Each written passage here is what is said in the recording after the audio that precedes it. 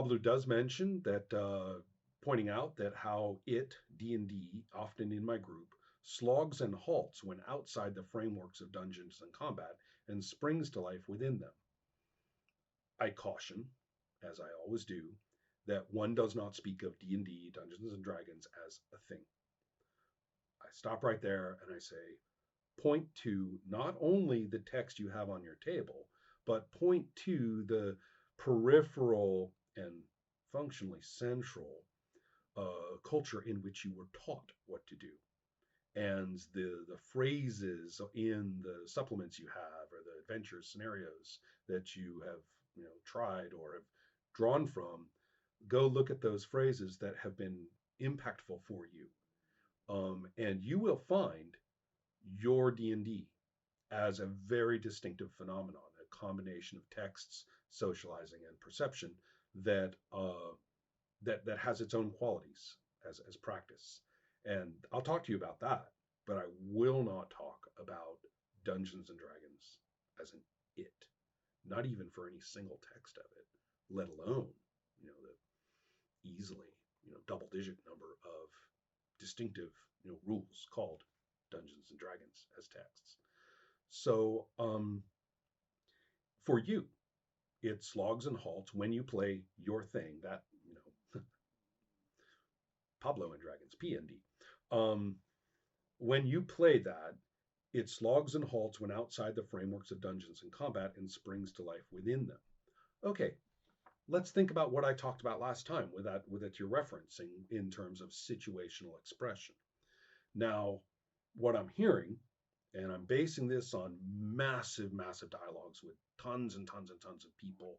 If it doesn't, apply to you perfectly, or even semi-okay, then I'm going too far. So I don't know whether what I say will be appropriately directed to you. That's up to you to decide. But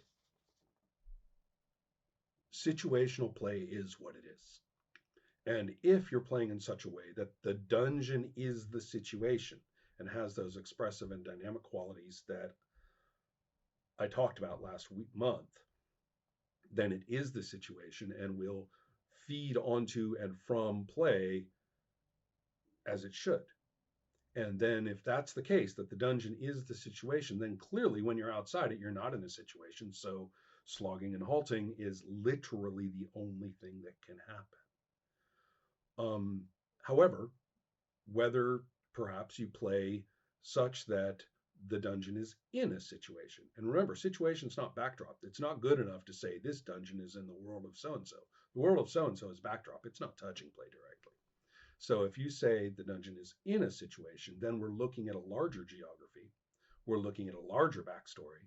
We're looking at other active entities. And remember, active entities. So yes, you are in room 12 of the dungeon, but these active entities are busy and relevant to what's happening, and what you're doing may be relevant to them, and they're outside of the dungeon. So backstory, location, active entities, the dungeon therefore becomes a geographic feature. In that case, when you step out of the dungeon, situational play is still occurring. And whether the time scale changes, so now we're concerning ourselves with days rather than combat rounds, or whether other aspects of the scale of play are shifted slightly, different concerns, you're still in play. Now, I would direct one's attention to Torchbearer in this regard, which is very clear about we play out of the dungeon and we play in the dungeon. And if we're following the trajectory of your character as the primary changing, variable, the entirety of all of this is the situation that you're in. So that's a very formal version of what I'm talking about. So it can go either way. I mean, if the dungeon is the situation and everything else is just backdrop, this is the dungeon and we're in the world of ooh-ah. Great, enjoy, because situational play is the functional element that we're talking about. And then if it's not, if the situational play, is larger than that and the dungeon is a piece of it, then cool. Either one of these is fine. One cannot point to D&D as such, as an it, and say, oh, see, it's just dungeon play. That is the situation, at best. That's not true. I mean, it's not even textually true. Um, it may be true in practice for the way you were taught, the people you have played with, or the subcultural, you know, matrix, in which you're operating, which I remember very, very well.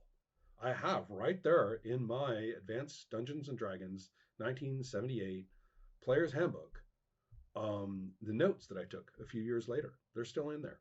And it is my working out why I can't have fantasy when I try to play this game with people.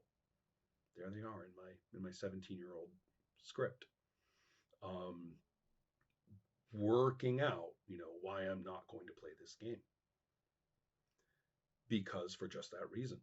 The people that I encountered and the play cultures in which they had learned and their perspective toward the fantasy literature simply were not compatible with the idea of having some sort of actionable situation that was bigger than this dungeon, and that the dungeon was, historically and functionally, part of. And so the dungeon is basically just another place. It's not a special entity. Um, Granted, a number of the texts are definitely directing people's attention away from this way of looking at it. Um, but a great deal of us, coming from the same perspective that I had, wrote equivalent notes to themselves in one way or another and walked away from the game. So, yes, that phenomenon you're describing did exist in the functional play culture of other people we were encountering, and there were clashes about this. I'm not saying that didn't happen, but also that the entirety of the culture and the understanding and the assumption that it's coming from those texts, that's what I'm objecting to, and that it's a much more diverse and messy context for talking about this. Um, so you didn't ask me this, how can I make D&D fun outside of the dungeon?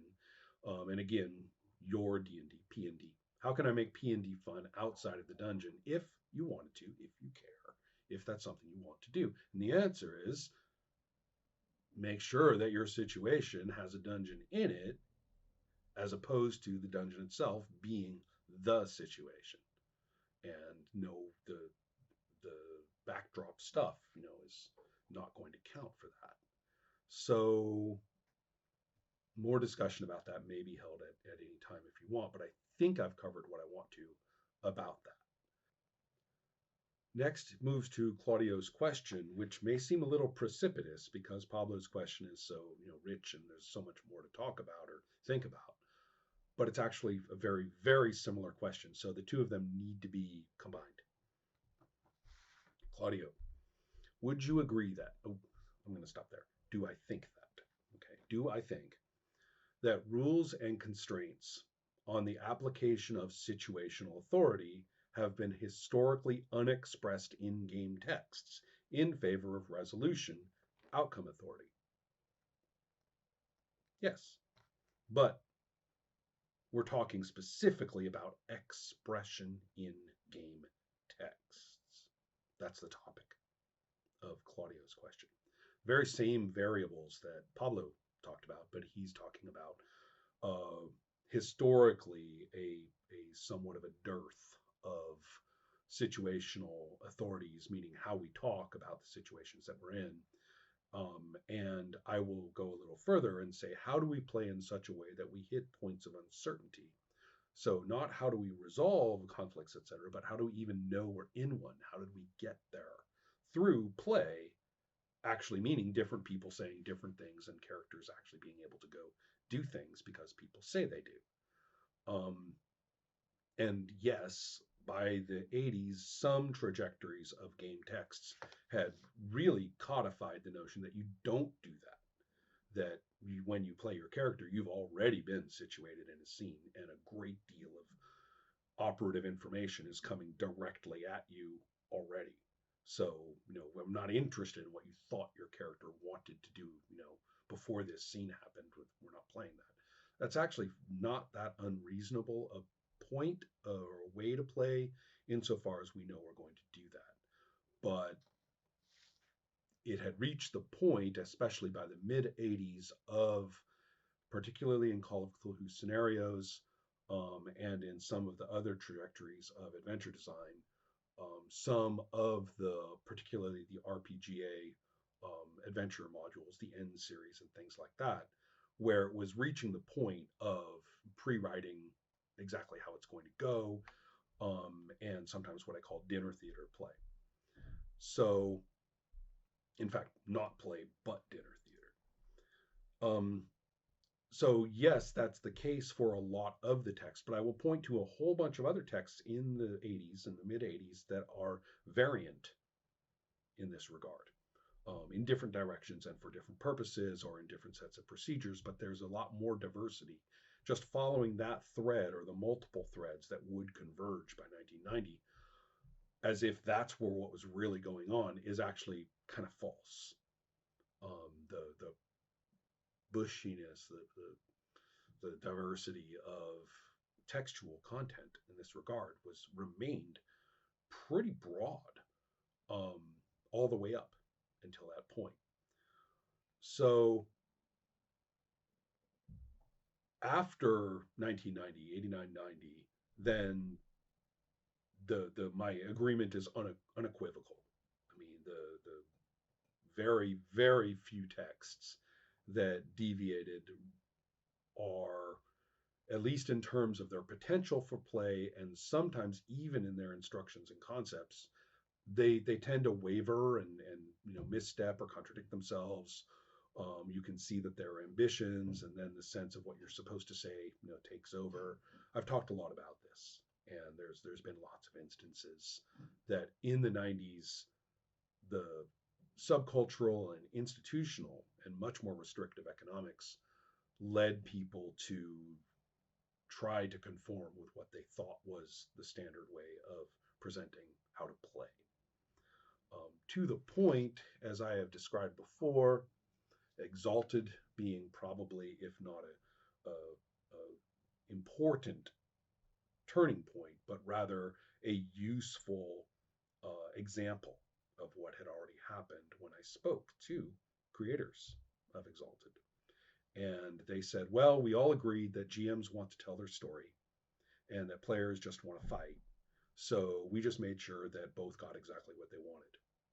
And so you look at the game, and there is literally nothing in there about what a fight really accomplishes so that the game master then has a new situation to deal with. No, the game master has their story. Thank you very much. And the players have all the options and power ups and hoo-ha that they want for purposes of doing punchy punch. So, as far as the creators were concerned, that's role playing. So that's an example of where things had got to by the time that game was published, and I'm sure you can find hundreds of texts which as explicitly in their design and their phrasing support doing precisely that. So yes, after 1990, I'm with you.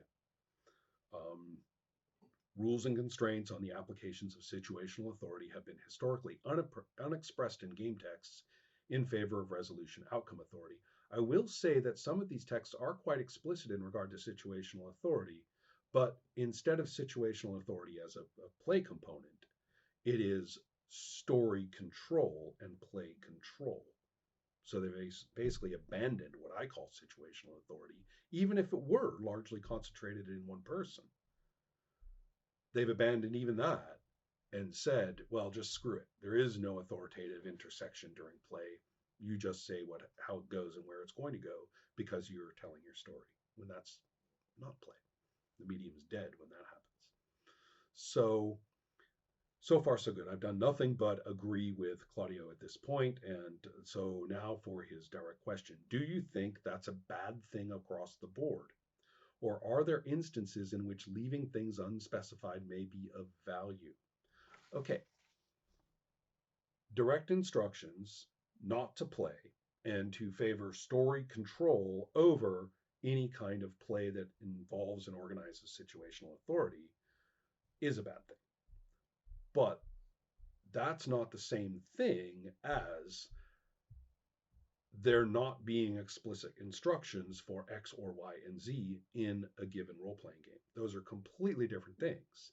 And if we're talking about a role playing game text that does not lie about how to do this and what it does, and also has enough pieces of procedure in there that however that group wants to do the other pieces will work. It might be different from what this other group does, but who cares? Then I see no reason for a given role playing text to have every last single procedure and every last explanation of how to talk at this time. I see no reason for a role playing game to do that. I mean, there's a sufficiency is all one can ask and reasonably expect from any text about how to do anything. And this kind of freak out that the text doesn't say, well, is that a problem really? I think that's a case by case thing. There may be a point where the text doesn't say something, and actually, you kind of really need it to at this. That is a necessary piece of how we're going to conduct this. And then other times when it doesn't.